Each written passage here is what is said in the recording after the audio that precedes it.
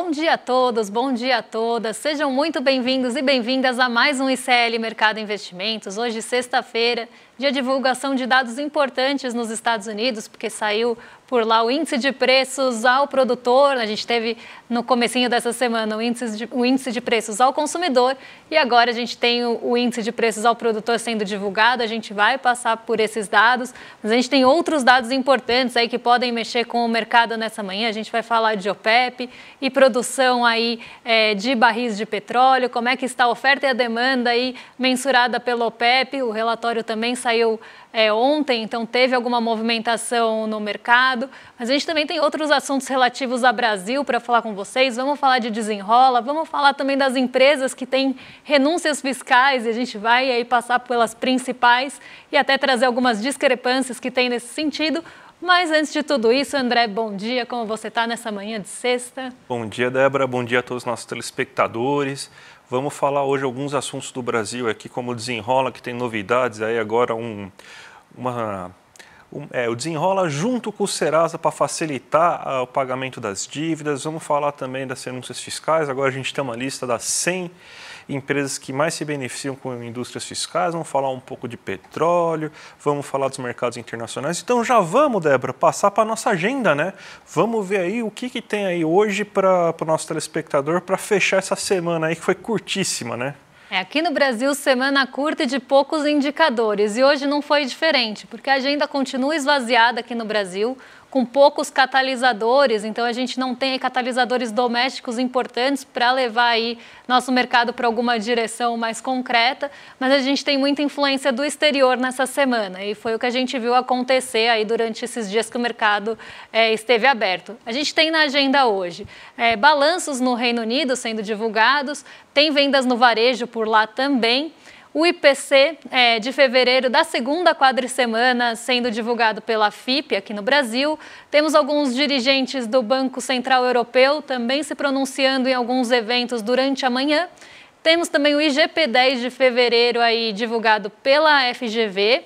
O Departamento do Comércio dos Estados Unidos vai divulgar as construções de moradias iniciadas em janeiro.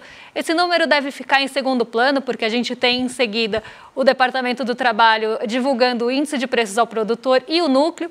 Esse dado deve ficar e já foi divulgado, vou trazer aí os principais pontos, mas esse deve ser o dado que deve ficar mais aí na centralidade do mercado. Além disso, a gente tem a Universidade de Michigan divulgando o índice de sentimento ao consumidor e as expectativas para a inflação de 1 e 5 anos de fevereiro dos Estados Unidos. Esse indicador também é importante, mas ele só vai ser divulgado ao meio-dia. Deve ter aí também algum movimento no mercado. E a gente tem aí, além de outros presidentes de bancos centrais também participando de eventos, a gente tem alguns indicadores que vão ser divulgados à tarde. Então, a gente tem a participação aí do economista-chefe do Banco Central inglês, né, participando também de alguns eventos, poços de petróleo em operação nos Estados Unidos, decisão de política monetária na Rússia, que já aconteceu, então era ao longo do dia, mas a gente já tem algumas informações sobre isso, e a China continua em feriado de Ano Novo Lunar, deixando o mercado fechado até segunda-feira. Então vamos começar agora o nosso giro pelo mundo, vamos falar aí das principais bolsas, né? Índices futuros operando mistos em dia de divulgação da inflação para o produtor dos Estados Unidos, né? A notícia aí que a gente vai repercutir também agora de manhã, né?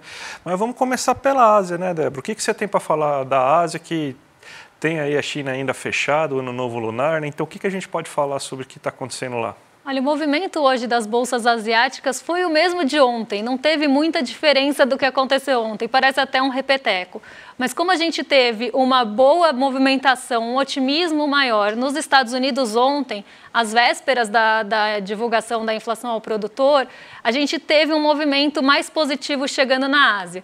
E aí eu não consigo explicar, né, a Ásia sem passar pelo fechamento de ontem, porque foi realmente o principal impulso que a gente viu no continente como um todo, né, dos mercados que estão abertos. O Hang Seng, ele liderou as altas, então ele teve uma alta de 2,45, foi muito impulsionado pelo setor de tecnologia e conseguiu trazer aí uma recuperação, caminha positivo no mês, mas ainda tem um acumulado do ano negativo. Mas o que aconteceu, né, no mundo num geral ontem que proporcionou essa recuperação nas bolsas asiáticas? Ontem a gente teve, se até puder colocar o fechamento aqui para o pessoal acompanhar com a gente, ontem a gente teve um dia bem positivo de uma forma geral. Até na Europa, depois da divulgação do PIB do Reino Unido decepcionando, a gente continuou tendo um movimento positivo. Por quê? Ontem saíram 2 dados importantes dos Estados Unidos, foram as vendas no varejo e a produção industrial, e os 2 decepcionaram, na verdade, decepcionaram numa forma de ficar abaixo das expectativas, porque, na verdade, o mercado por lá quer realmente que encolha essa atividade econômica. Então, a gente teve esse encolhimento, essa retração dos 2 setores, e isso acabou levando as treasuries, né, os títulos de dívida dos Estados Unidos e seus rendimentos a caírem novamente. Então, isso deu uma injeção de apetite pelo risco no mercado e todas as bolsas caminharam para o positivo. E aí eu falei, inclusive, a Europa, depois de dados decepcionantes de crescimento por lá. E aí foi justamente esse otimismo que derrubou um pouquinho o dólar, derrubou o dólar frente aos pares e também aí levou os juros futuros também a uma queda aqui no Brasil. Foi isso que injetou o ânimo na Ásia hoje de manhã. Então, a gente viu as bolsas asiáticas se recuperando justamente em resposta ao movimento de Nova York, porque por lá não teve também nenhuma divulgação importante, além do PIB do Japão, mas já tinha repercutido no dia anterior, nenhuma divulgação importante que pudesse impulsionar. Então, realmente veio um movimento positivo aqui do fechamento de ontem. Ótimo, e também parece que já nesse marasmo de notícias aí, por causa do ano novo lunar chinês, surpreendentemente a gente teve a questão das viagens de trem, né, mostrando um indicador aí sobre um possível aquecimento da economia da China. Explica um pouco melhor essa história, então, vamos dizer assim, diferente, vamos dizer assim? Pois é, né? A gente tem uma expectativa grande de recuperação da economia chinesa e aí a gente vê dados bem diferentes sendo analisados para tentar ver como é que está a confiança do consumidor chinês, como é que está a confiança geral do país, porque a confiança chinesa, né, até o fim do ano passado, ela estava bem abalada, né? Então a gente via ali poucos sinais de melhora da confiança tanto do consumidor como num geral na China, e aí a gente começa a ver alguns indicadores que podem mostrar que essa confiança está voltando a subir. E isso é um bom ponto, né? Um ponto positivo, justamente porque a gente é um grande parceiro comercial da China e uma atividade econômica lá mais estimulada, mais aquecida, pode trazer aí para os exportadores de commodities e países emergentes de uma forma geral um bom vento também vindo da Ásia. E aí a gente tem um outro ponto também que a gente tem que pensar em relação aí a esses números, né? Justamente pensando ainda nessa confiança do consumidor, é que lá a gente está com a atividade um pouco desaquecida e também alguns índices deflacionando. Então, diferente do mundo que está de olho ali na inflação e quer reduzir seus números, a China ela precisa ali, não que precisa de uma inflação, mas os números deflacionados e esses indicadores abaixo e até do esperado estão mostrando uma atividade também econômica reduzida por lá. Ou não, não é nem reduzida, mas não é no ritmo que o mercado gostaria e que o mundo como um todo gostaria. E aí vem hoje um número da Bloomberg, né, mostrando que a gente tem o melhor ano aí nos últimos 5 anos. Claro que a gente está falando também de 2020 e 2021, né, que aqui a gente vê, né, 2020 é a linha cinza para quem está assistindo a gente. Olha como foram as viagens no ano lunar chinês, as viagens de trem, porque foi ali no pico do Covid na China. Em 2021 também não foi bem. 22 a gente tem ainda tem um aumento ali, né? Porque aqui é dias antes do ano novo lunar chinês e dias posteriores. Então, como é que são as viagens, né? E elas começam ali realmente crescendo no dia que a gente começa a ter o ano novo lunar chinês, que foi sexta-feira passada. Então, a gente tem aí um crescimento em 2022, 2023 já melhora, então as pessoas estão viajando mais na China, mas 2024 esse número sobe bastante, chega ali a 15 milhões, né, de viagens de trem. E a gente tinha uma média ali de 10, 12, até um pouco abaixo disso nos anos anteriores. Então, isso mostra que o chinês está mais confiante, está aí viajando e pode ser aí um alívio, né, quase um termômetro de alívio aí da atividade econômica chinesa. Um número bem diferente, mas que foi interessante aí nessa manhã.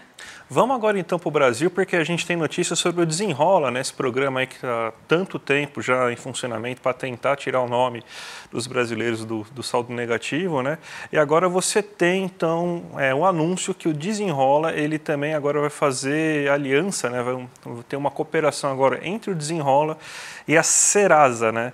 Então, agora, a partir de agora, você vai, a partir das plataformas do Serasa, também poderem aderir ao Desenrola. Por que que isso é importante? Uma das coisas que está com maior dificuldade em relação ao Desenrola é o acesso, porque muita gente está com direito de aderir ao Desenrola, gente que está com dívida muito grande, mas não está conseguindo acessar as ferramentas necessárias para aderir ao programa Desenrola. Então ainda existe um potencial muito grande de você conseguir atrair mais gente e renegociar mais dívidas ainda a partir desse programa. Então o governo está tentando ampliar o leque de ferramentas para conseguir melhorar os seus dados, né? Para melhorar a quantidade de pessoas que, perdão gente, a quantidade de pessoas que tenham acesso ao Desenrola e consigam renegociar suas dívidas, né? Isso é importante porque a gente está vendo que o brasileiro está conseguindo até ficar um pouco menos endividado, está mostrando isso, mas os números continuam muito altos. E uma das fontes da gente conseguir mudar isso, né, Débora, é justamente a partir de mais brasileiros aderindo ao Desenrola, né? Exatamente. E aí a gente tem justamente essa parceria, né, da Serasa com o Desenrola para que as pessoas tenham aí um acesso mais facilitado, né, e consiga-se com isso ampliar aí o alcance mesmo do Desenrola aqui no Brasil, medida tão importante para tentar desafogar o brasileiro. Mas a gente também tem uma outra notícia aí, essa até também tem pontos curiosos, que é a notícia em relação às renúncias fiscais, né? Foi feito um ranking das 100 empresas aí que têm as maiores renúncias fiscais. Algumas a gente até entende o porquê de algumas renúncias, mas outras ficam bem aí discrepantes, né? Então, basicamente, entre essas 100 empresas que estão fazendo parte aí dessas renúncias fiscais mais relevantes, a gente tem o setor aéreo brasileiro, com Gol, Latam, Azul, até a própria Embraer, que é fabricante de aviões, o setor automobilístico, com todas as empresas importantes aí do setor automobilístico brasileiro entrando dentro dessa 100, a gente tem o agro entrando dentro dessa 100, a gente tem o primeiro lugar, é a Petrobras, é bem interessante isso, porque essa aí é uma das poucas que você pode fazer sentido, porque é uma empresa que investe muito em P&D, né, em pesquisa e desenvolvimento. Então, as renúncias fiscais para a Petrobras até que fazem sentido, mas tem algumas aí que a gente vê, por exemplo, o agro, a empresa ligada a agro, que é fertilizantes, fornecimento de sementes e tudo mais. Você já tem milhões, né, bilhões investidos, por exemplo, nos programas como o Plano Safra, né? E as empresas são muito beneficiadas pelo Plano Safra. Você tem muitas empresas que que ganham renúncias fiscais também a partir de venda, né, de exportação, né, dessas safras. E a gente tem o mais curioso de todos, né, que faz parte, acreditem vocês sim, que é a Duty Free. Vocês, quando vão no aeroporto, fazem uma viagem internacional, tem a Duty Free lá para você comprar lá a bugiganga internacional, importada, com menos impostos e tudo mais. E essa aí é uma que realmente não faz sentido algum. Empregabilidade quase zero, não tem nenhuma empregabilidade, né, gerada nisso. É tudo produto importado e tudo produto de luxo, né? Para quem não sabe, o dono da Duty Free também é o dono daquela empresa lá do cara que é o maior bilionário do mundo hoje, né? Que é a empresa que detém as marcas de luxo como Dolce & Gabbana, champanhes, Louis Vuitton e todas essas marcas, é tudo desse grande grupo, né? E que a Duty Free está dentro das 100 empresas que mais se beneficiam com renúncias fiscais. Então, só vende produto de luxo. A ideia é simplesmente você está renunciando, você está não cobrando imposto em produtos que deveriam ser cobrados, porque é de luxo, né? Quem tem dinheiro vai lá e compra, né? Isso é uma piada pronta, né, Débora? Exato. Quando a gente viu, né, até tem alguns comentários na matéria, convido vocês aí em casa a ler a matéria completa, porque é ótima, e aí tem alguns comentários nas empresas, e justamente o Dufry aí tem essa discrepância mesmo com todo o resto, fica ali completamente perdido no meio das 100 empresas e causa muita estranheza, né? Mas a gente tem aí, né, ela dentro dessa lista. Vamos falar de petróleo agora, Débora, que a gente montou um monte de gráfico, né, para mostrar para vocês a questão de demanda, produção, né? Porque basicamente a OPEP continua com a mesma política, né, de tentar fazer a produção ficar bem controladinha, né, mesmo aumentando a demanda de petróleo mundial, mas ela não aumenta sua produção, justamente porque ela quer manter o preço do petróleo bem elevado, né, até uma tentativa de chantagem, né, para mostrar que o combustível fóssil ainda é muito importante, né, é uma questão meio que assim de guerra mesmo, assim, de guerra de preços, um cartel tentando assim não ser substituído, né, Débora? Então, vamos mostrar aqui os gráficos que você preparou para a gente? Exato, a gente montou aí um gráfico para vocês mostrando qual é a demanda esperada, né, a demanda global esperada por petróleo nesse ano de 2024. Esses dados são do relatório de fevereiro, o relatório foi divulgado ontem e a gente viu, né, o preço do petróleo inclusive subindo um pouco ontem, teve uma alta de 1,5% ao longo do dia e foi o que levou aí muitas das empresas da nossa bolsa a subirem ontem e dessa vez a gente conseguiu contar com o apoio das ações de grande peso. Então a gente viu não só a Petrobras subindo bastante ontem, mas a PetroRio ficou entre os destaques positivos e a PetroRecôncavo também. E isso foi uma resposta justamente à alta do petróleo que foi influenciada por esse relatório que saiu aí ao longo da tarde. Então a gente tem aumento na demanda por petróleo e ainda uma manutenção, vamos pensar assim, com um leve corte estimado para 2024 da produção dos países que pertencem à OPEP. Então, na OCDE, né, a gente tem uma demanda esperada de 46,03 milhões de barris de petróleo por dia. E aqui a gente sempre usa essa métrica, tá? Então eu vou até já deixar isso estabelecido para não ter que ficar falando milhões de barris de petróleo por dia. Então a gente tem aqui 46,3% na OCDE. Na China, a expectativa também cresceu em relação ao mês passado, foi para 16,82 milhões de barris. Nos países fora da OCDE, a gente tem 58,37 milhões de barris e na demanda total do mundo, 104 de milhões de barris de petróleo por dia. A gente tem uma variação positiva praticamente em todos eles, tanto quando a gente pensa em percentual em relação ao mês passado, quanto também em variação absoluta no número de barris de petróleo. Então a gente vê que entre os principais aqui os principais países e regiões, a China teve o maior aumento em relação ao mês passado, teve uma demanda estimada aí maior para esse ano. Então isso também é um indicador, né, aí de uma possível recuperação, de uma sinalização, já que o mercado sempre está se apegando a esse tipo de indicador. Essa também é uma indicação aí e uma sinalização de que a China possa ter um aquecimento econômico. Então a gente tem, né, essa demanda aumentada pela OPEP, mas por outro lado eles não vão aumentar a oferta. Então quando a gente vê aumento de oferta, e aí pode mudar para o pessoal de casa acompanhar com a gente. Ótimo. Aqui a gente tem a produção fora da OPEP, que teve um aumento em relação ao mês passado em números de barris de petróleo. Então, a gente tem uma produção esperada de 70,55 milhões de barris de petróleo por dia, um aumento de 1,34, aqui em números absolutos, tá? Não é percentual. E a gente tem a produção da OPEP em 26,67, 68, aqui se a gente for arredondar, que teve um corte pequeno. Então, praticamente se manteve estável, mas um corte aí de 0,08 barris de petróleo, né, milhões de barris de petróleo.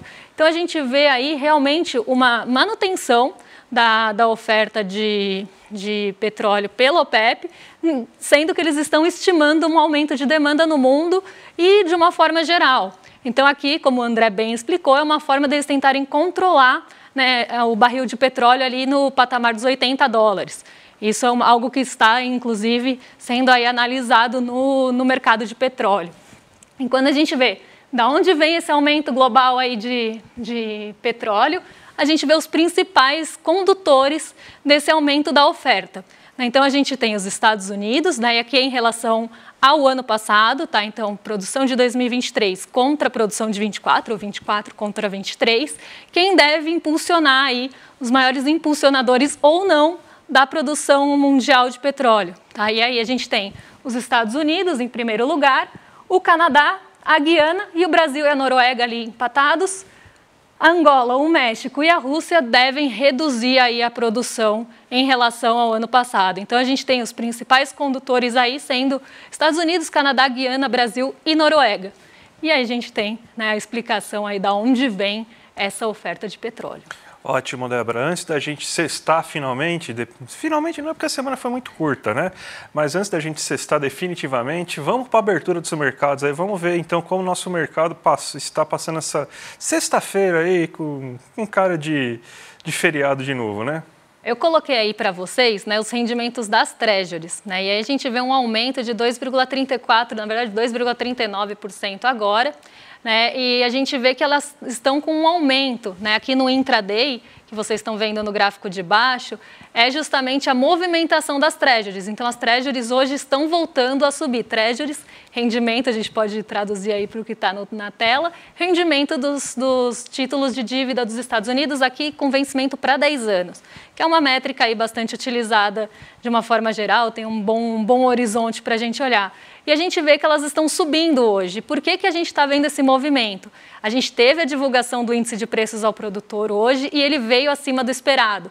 Veio pouco acima do esperado, foi 0,1 ponto percentual acima da expectativa de mercado, mas ainda assim surpreendeu de novo o mercado. Então, a gente teve a inflação ao consumidor surpreendendo o mercado, aí, trazendo uma surpresa, vamos pensar, negativa, né, porque ficou acima do esperado.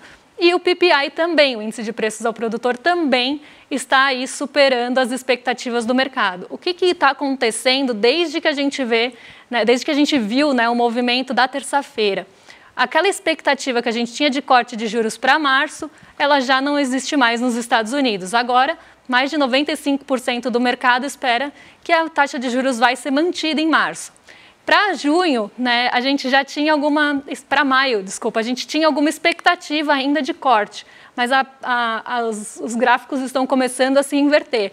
A gente ainda tem uma expectativa de corte, mas não é tão grande quanto antes. E agora as expectativas de corte estão sendo empurradas para junho. Então, a gente está esperando, né, o mercado está esperando que os cortes nos juros dos Estados Unidos, depois dessas divulgações de índice de inflação, estão cada vez sendo mais adiadas, né? E isso está trazendo um sentimento que ontem foi aliviado, né, de aversão ao risco, mas hoje ele volta a se tornar presente.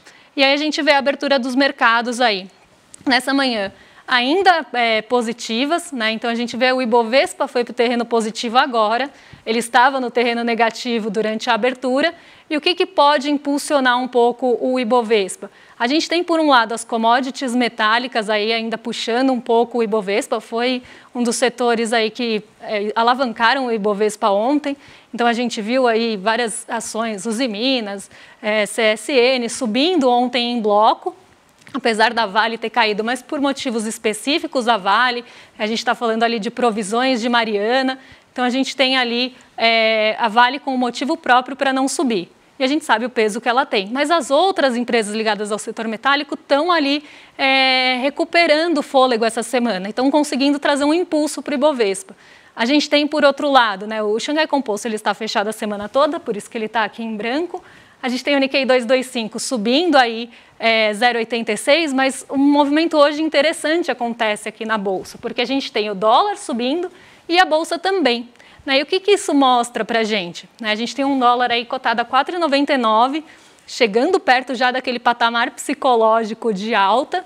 E o que a gente tem desse movimento? O dólar está sendo puxado pela alta dos rendimentos das treasuries. Então, isso é um fator que está elevando o dólar não só frente ao real, mas também frente a seus pares. Mas a gente tem, ao mesmo tempo, outros impulsos vindo para o Ibovespa, né? Então, que não estão aí tão ligados ao setor, vamos pensar, a nossa economia doméstica, que acaba sofrendo aí um pouco com alta de rendimentos das treasuries, mas alguns setores ainda com algum otimismo vindo de ontem. Porque como a nossa Bolsa ficou fechada aí segunda, terça e metade da quarta-feira, a gente teve aí quase um efeito um pouco mais atrasado aí em relação ao movimento que a gente viu no mundo. Né? Então a gente tem esse ponto e o petróleo Brent agora oscilando aí entre perdas e ganhos, trazendo aí esse movimento que não deve impactar tanto. Vamos ver se a gente consegue manter o fôlego depois da abertura de Nova York, que pode puxar aí o mercado para outro caminho. Ótimo, Débora. Vamos, então, finalizar agora a nossa semana, né? Mas lembrando que no dia 18, domingo agora, a gente tem a live com o Renato Freitas, né? A voz da periferia que os poderosos querem calar. Então, já clica aqui no link clmercado.com.br e se inscreva, porque vai ser imperdível. O Eduardo Moreira, né, vai conduzir toda essa conversa que vocês vão ter. Então, vai valer muito a pena, vai valer demais. Então, gente, já se inscrevam aí e não perca que vai ser o ideal aí, o programa ideal para vocês verem aí no domingo à noite. Então vamos passar agora aí para os nossos colegas aí, né? Eu não sei se o William Deluca vai fazer hoje o rolê, mas a gente vai passar para os nossos vizinhos já, né? Então já fique aí com o rolê ICL e a gente volta na segunda, né, Débora? Segunda-feira estamos de volta para trazer expectativas para a semana aí, dados importantes que saem na semana que vem. Essa semana foi mais curtinha, de poucos indicadores, mas semana que vem a gente está de volta para trazer as atualizações aí para vocês. Um beijo e até segunda. Bom fim de semana. Até mais, gente. Tchau, tchau. Faltam só 2 dias para o nosso encontro com o Renato Freitas, deputado estadual pelo Paraná, tem uma das histórias de vida mais inspiradoras e mais fortes que eu já ouvi na minha vida e que vai compartilhar isso com a gente. Um momento inspirador que ninguém pode perder. Se você já está inscrito ou inscrita, daqui a 2 dias é só ficar atento às 8 horas da noite para poder participar. Se você não está inscrito ou inscrita, se inscreve agora no link que está aqui junto com esse vídeo e vamos embora participar. Chame teus amigos e amigas também, marque eles nos comentários para ninguém perder esse encontro histórico que o ICL está proporcionando. Um abraço e até lá.